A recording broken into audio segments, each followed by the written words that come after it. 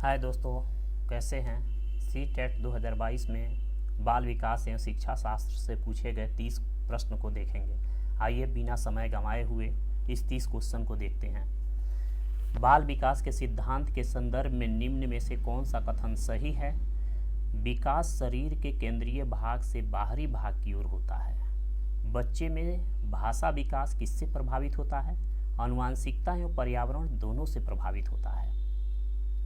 एक प्रगतिशील कक्षा कैसा होना चाहिए। अधिगमकर्ताओं की व्यक्तिगत विभिन्नताओं का सम्मान करता है।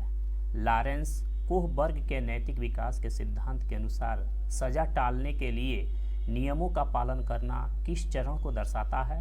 प्रथा पूर्व चरण को दर्शाता है। अधिगम संकल्पों को सुसाध्य करने के लिए एक अध्यापिका को ऐसे तरीके प्रयोग करनी चाहिए जो विभिन्न संकल्पों के बीच संबंध खोजने को महत्व दे। लेओ वाइगोत्स्की का सिद्धांत मुख्यतः व्याख्या करता है संज्ञात्मक विकास में सांस्कृतिक उपकरणों के योगदान की। क्रिकेट पर वार्तालाप के दौरान एक अध्यापक अधिकांशतः लड़कों से सवाल पूछ रहा है और लड़कियों से नहीं। अध्यापक की यह क्रिया किसका उदाहरण होता है। जेंडर पक्षपात का उदाहरण होता है। बाल केंद्रित कक्षाओं में एक अध्यापिका को किसको महत्व देती है। ज्ञान की सक्रिय संरचना प्रक्रिया को। बच्चों के समाजीकरण का प्राथमिक कारक होता है निकट परिवार होता है। उम्र समूह। जीन पियाजे के संज्ञात्मक विकास के सिद्धांत के मूर्त सक्रियात्मक अवस्था या चरण के समनुरूप है। 7 साल से 11 साल तक आप एक अध्यापक हैं जो विश्वास कराते हैं कि बच्चे विभिन्न गतियों और अलग अलग तरीकों से सीखते हैं। आप अपनी कक्षा में ऐसे आकलन योजना करेंगे जो इस प्रकार होगा। आकलन के अलग अलग तरीकों पर आधारित होगा। लेओ वाइगोत्स्की के सिद्धांत के अनुसार निम्न में से कौन सी अध्यापन अधिगम प्रक्रिया को पाड़ प्रदान करने की प्रभावशाली तकनीकी है। समस्या को सुलझाने के दौरान यदि बच्चे किसी बिंदु पर अटक जाए तो उस समय संकेत और इशारा देना चाहिए। बुद्धिमत्ता के बारे में कथन सही है। बुद्धिमत्ता विद्यालय में बेहतर प्रदर्शन करने की योग्यता से अधिक है। एक घोड़े को देखकर एक 3 वर्षीय बालिका चकित होकर बोली, वाह इतना बड़ा कुत्ता। जीन पियाजे के संज्ञात्मक विकास के सिद्धांत के अनुसार बालिका की यह प्रतिक्रिया इसका उदाहरण है। आत्मसातकरण या समावेश का उदाहरण है। भाषा एवं विचार पर लेओ वाइगोत्स्की क्या सुझाते हैं।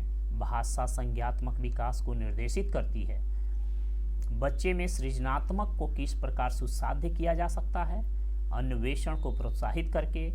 गुणज वैकल्प सीधे तौर पर किससे संबंधित होते हैं। गणितीय संकल्पों के अधिगम में कठिनता से।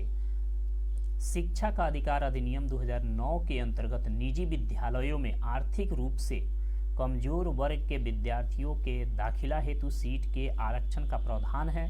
इन छात्रों के सफलता समावेश हेतु एक अध्यापक को किस तरह शिक्षा शास्त्र का प्रयोग करना चाहिए। सभ्यता पर आधारित। एक समावेशी कक्षा में सूचना को किस तरह से प्रस्तुत करना चाहिए। बहुल रूप से करना चाहिए। शिक्षा की समकालीन नीति के अनुसार दिव्यांग बच्चों की शिक्षा के लिए कौन सा मॉडल सुझाया गया है। समावेशी शिक्षा।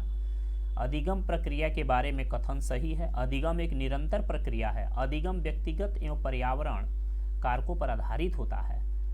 अधिगम चक्रीय रूप से होता है, अनुरेखीय रूप से नहीं होता है। अधिगम एक जटिल प्रक्रिया है जिसमें अधिगमकर्ताओं की सक्रियता संलग्नता आवश्यक होती है।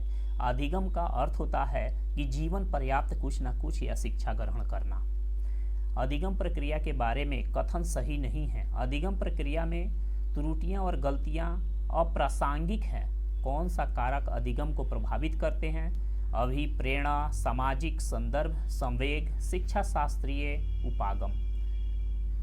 बच्चे को बारंबार यह बोलने से कि वह अधिगम के लिए योग्य नहीं है किस संभावना को बढ़ावा देता है। बच्चे अधिगम के प्रति अनुप्रेरित निष्प्रेरित हो जाएगा। समस्या समाधान कौशल को किस प्रकार बढ़ाया जा सकता है, समाधान के वैकल्पिक तरीके को मानकर प्राथमिक कक्षाओं में संकल्प अध्यापन हेतु विषय वस्तु को प्रस्तुत करने का कौन सा क्रम सर्वाधिक उपयुक्त होता है, मूर्त सामग्री या चित्र संकेत। बच्चे के अधिगम पर कक्षा के वातावरण का काफी प्रभाव पड़ा है। प्रवृत्ति अभिमुखी अधिगम, वह अधिगम जो समझने पर जोर दे। संस्कृति को बढ़ावा देने के लिए कक्षा का वातावरण किस पर होना चाहिए, सकारात्मक एवं सहयोगात्मक पर होना चाहिए। अधिगम का सामाजिक संरचनात्मक विचार अधिगम प्रक्रिया में डैश की महत्व पर बल देना, पारंपरिक पर बल देना। कौन सा युग्म घट और अभिप्रेरणा स्रोत का सही रूप से मिला युग्म है, जिज्ञासा आंतरिक अभिप्रेरणा होता है। विद्यार्थियों में संकल्पनात्मक समझ को सुसाध्य करने हेतु एक अध्यापिका को करना चाहिए जो प्रस्तुत किया गया है और जो पहले से ज्ञात है उन दोनों में संबंध स्थापित करने के